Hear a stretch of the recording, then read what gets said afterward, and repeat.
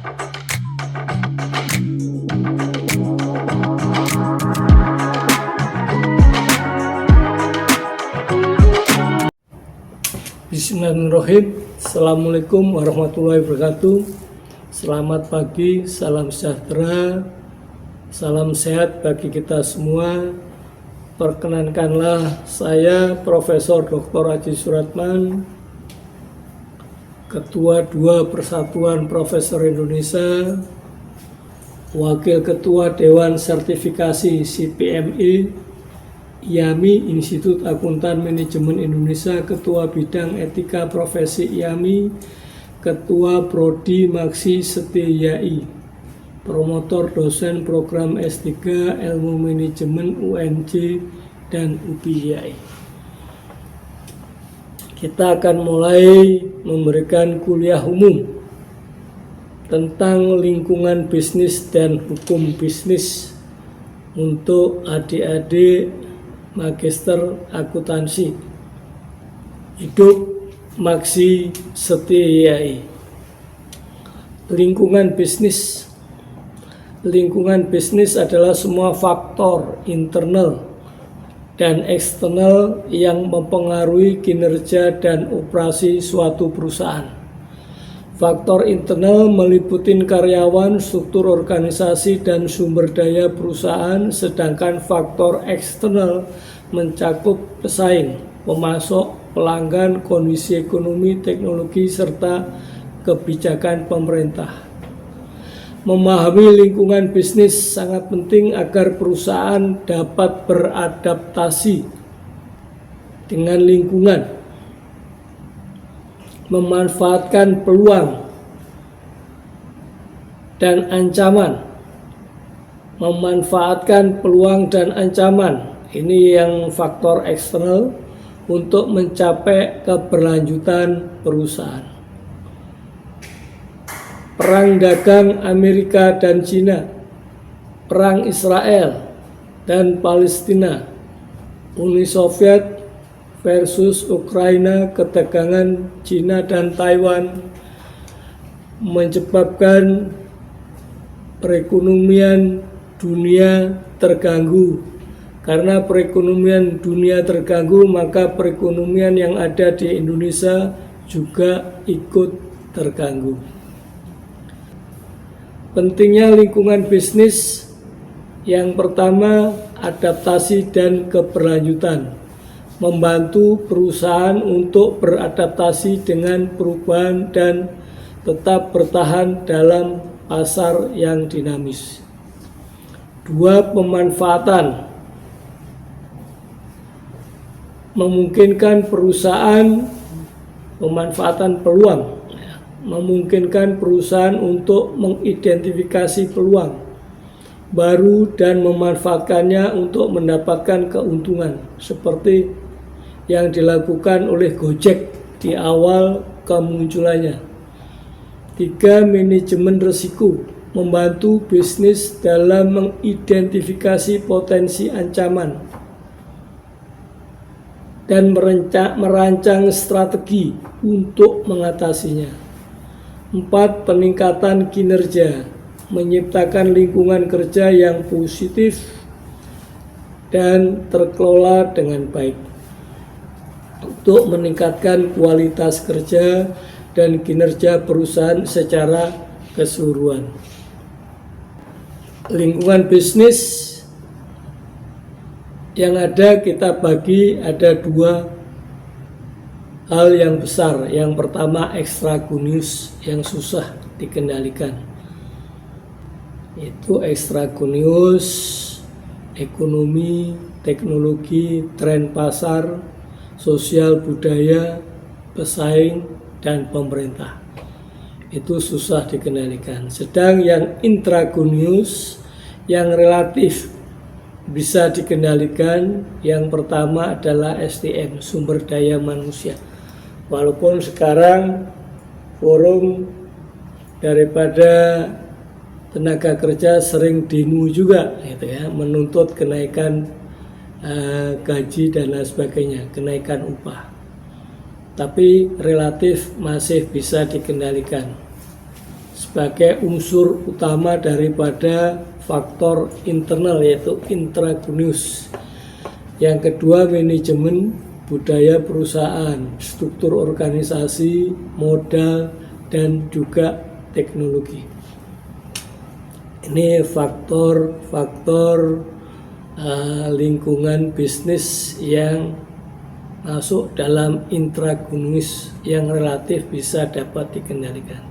Sedang ekstragonius susah dikendalikan. Manfaat memahami lingkungan bisnis yang sehat: 1. Membantu mengidentifikasi peluang dan ancaman bisnis. 2. Memanfaatkan sumber daya dengan baik. 3. Menghadapi perubahan. 4. Bantuan dalam perencanaan. 5. Mengidentifikasi ancaman dan sinyal peringatan dini. 6. Bermanfaat dalam mendeteksi dan merakit sumber daya yang ada.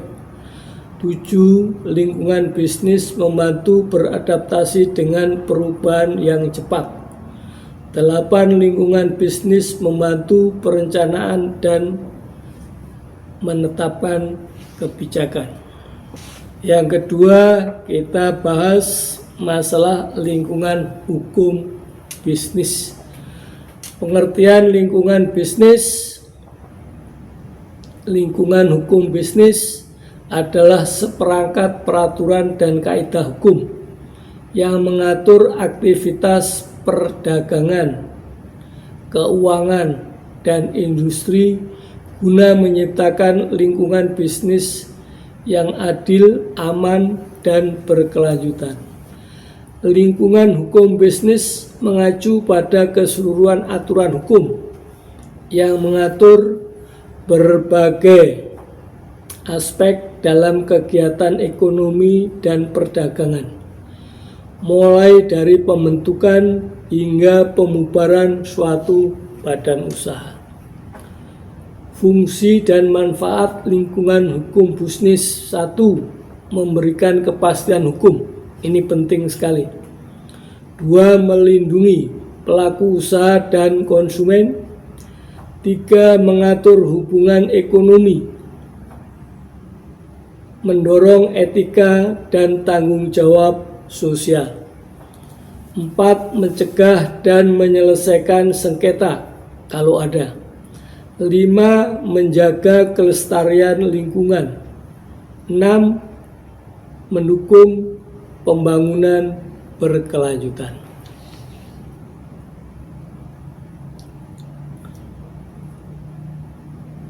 Jadi usaha kita itu bisa dilakukan dengan bentuk usaha dagang, CV, NV, PT. Saya anjurkan bentuk PT, perseroan terbatas. Ada Undang-Undang PT nomor 40 tahun 2007 dan ada pemisahan kekayaan dengan usaha keluarga, keluarga. Antara PT ada PT dan ada keluarga.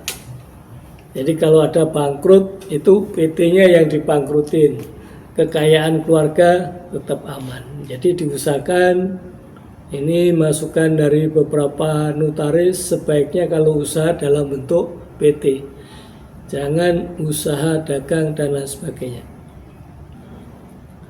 Dalam kegiatan-kegiatan hukum biasanya ada perikatan yang dilakukan baik dengan karyawan maupun perikatan dengan pihak lain. Kontrak, ada supplier, subkontraktor, kontraktor. Kontrak dengan konsumen seperti pembelian rumah, ya. Jadi kalau ada konsumen, masyarakat beli rumah, jadi prosesnya ada uang muka dan cicilan, biasanya melalui bank dan lain sebagainya. Kontrak kerjasama usaha, ada usaha sendiri, ada usaha patungan, ada kerjasama, seperti penjualan saham di Bursa Efek, ya, Jakarta untuk IPO, go public. sekitar 20% sampai 30% saham pendiri founding fathers dijual ke masyarakat. Masyarakat membeli biasanya dalam bentuk saham-saham ya. Saham-saham di Bursa Efek Jakarta itu sebagai pasar saham, bursa saham itu sangat aktif, sekarang sangat berkembang.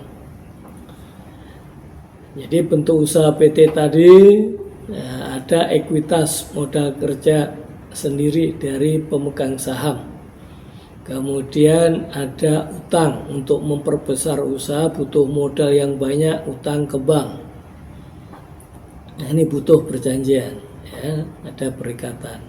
Kerjasama joint operation, joint venture juga bentuk untuk pengembangan usaha. Terakhir biasanya IPO, yaitu go public, jualan saham. Nah, untuk ini ada pihak-pihak yang kita butuhkan. Yang pertama untuk perusahaan adalah kantor akuntan publik.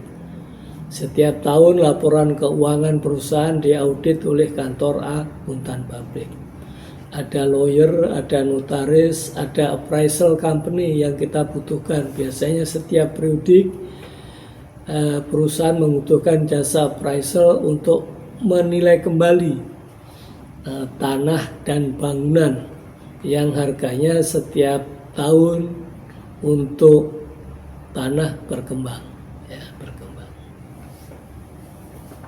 Dalam proses usaha, baik itu usaha sendiri, usaha patungan dalam bentuk PT, itu biasanya ada sengketa hukum, ya, sengketa hukum antara para pihak. Bila ada sengketa akan diselesaikan di pengadilan negeri, pengadilan tinggi, Mahkamah Agung.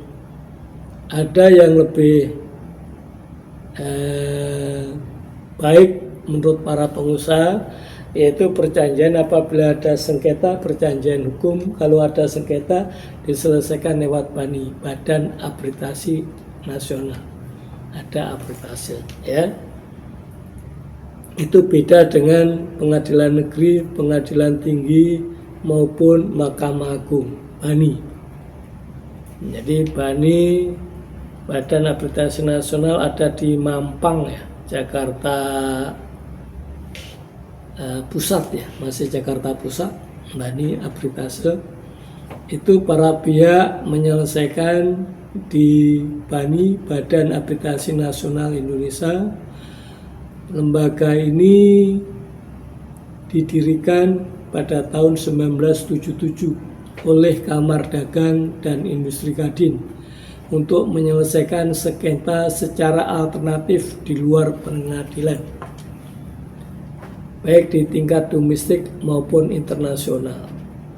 BANI menyediakan jasa arbitrase, mediasi, dan bentuk penyelesaian sengketa lainnya dengan mekanisme yang terstruktur seperti pendaftaran, permohonan, penunjukan arbitrer, pemeriksaan perkara, hingga keluarnya putusan akhir yang bersifat final dan mengikat. Arbitrasi juga ada di internasional, ada sengketa dagang bersama dengan pihak luar negeri. Jadi arbitrasi internasional itu ada di Singapura, di London, dan lain sebagainya. Ini yang bisa saya sampaikan kepada adik-adik mahasiswa. Semoga bermanfaat. Billahi taufik wal hidayah. Wassalamualaikum warahmatullahi wabarakatuh. Hidup Maksi Setiae.